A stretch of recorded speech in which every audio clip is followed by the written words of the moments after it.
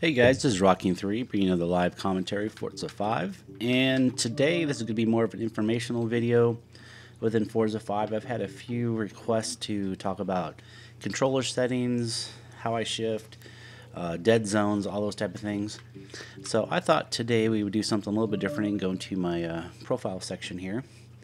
And let's talk about my setup, what my tendencies are, and then what some of my settings are as well. So we'll go through here, and some of this is for fun as well. You can see I've closed out a lot of cars, so I have a lot of favorites there. Let's see what my least favorite is. This should be interesting. What do I drive the least? The Hummer. The Hummer and the GMC, and actually that has the Cyclone in it. But I really don't drive a lot of the SUVs or trucks. I probably should do it just for the fun of it, but don't drive a lot of them. You can see I don't have a lot of, I have a lot of them that I still need to work on. Anyway, let's go into real quickly my stats. Nothing much to see here. Number of races. I have 438 cars in the garage. It's quite a few. A lot of time driven. This is always pretty interesting. Time spent test driving, upgrading. You can tell I put a lot of time into it. That's in case you guys want to know why I know what I do know. Controller. I use the layout one. I have the rumble on. Let's see. I think I changed. So I switched the handbrake and the clutch. So we're talking left bumper and A. I switched those around. I don't really use the handbrake because I'm not really a drifter. So I use the clutch down by the A. For me, I hit the clutch and my shift up or shift down almost simultaneously. Video game, I know. Shouldn't be able to do that in real life, but that is the way that I do it. So I switched that, and I guess that's just the rumble. So I guess that doesn't really matter a whole lot. The key factor here to the controller, I think, is in the advanced section. I set these up quite a long time ago, and I'm used to it, so hopefully it's a good setting. It is something that I did adjust out of the box. I have this steering axis dead zone inside at 24, and then I have the outside at 100%. Inside, in zone, let's see, dead zone inside is 0. Acceleration dead zone outside is 100, so full 0, 100. Same thing with the deceleration.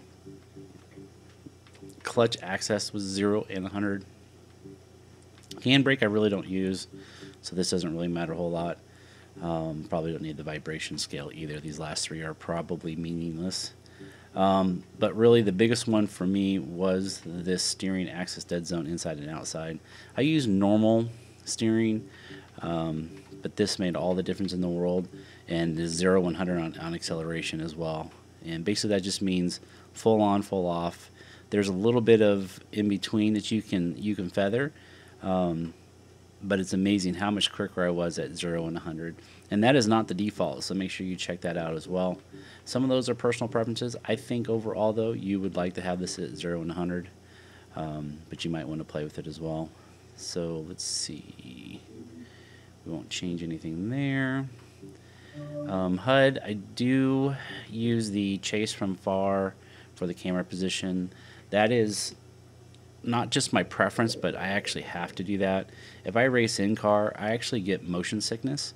So I really don't have a choice. I know a lot of you guys would like me to race from inside the cabin. It's just not possible for me. I can only do it for a few minutes, and then I start to feel sick to my stomach. So I have to pass that as well. Got the rotating map, wrong way warning. Don't really need that anymore. Names over cars, I do like that because I can kind of track people a little bit. Sometimes there's good racers that you have to kind of watch, and sometimes there's some guys that might wreck you, so you can also know who they are, or you're about to pass them, or whatever the case is. Ghosts, I have rivals only.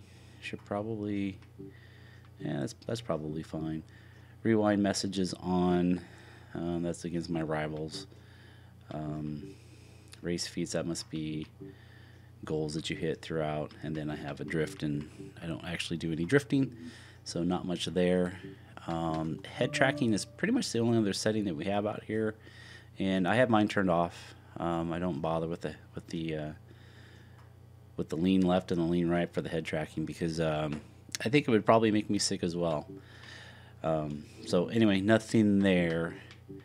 When I talk about what I typically use for, am I able to get into that?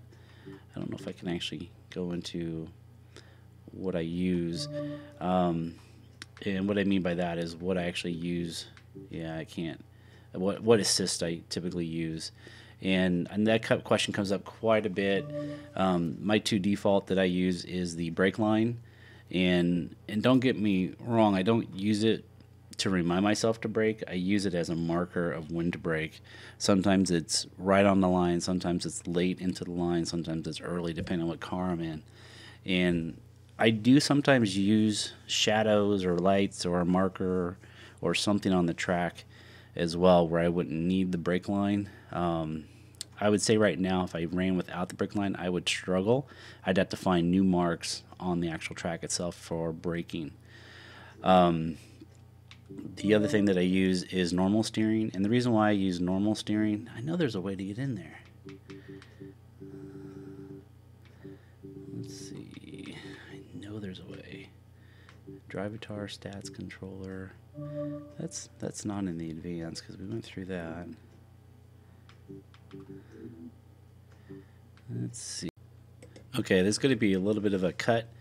I was struggling to find what I wanted to find, so I thought I'd just go into a rivals match here and show you guys what I use. So I have the game gift. Mine actually is just custom. I don't actually use something out of the box here, but I use the braking only. I turn my ABS off. I'm a little bit different when it comes to braking. I use anywhere between 53 and 45%, depending on the car. And then on the pressure, I go a full 200%. For me, it just gives a really good feel to it, and I seem to be able to brake a little bit faster. I'm kind of a late braker, so I use it as a little bit extra stopping power. Steering, I have set up as normal. I think this is more of a case where if you have a controller, you should be on normal. If you have a wheel, you should be on not assisted simulation. But I do use the normal. I do know a few people that have used the simulation and actually has improved their times.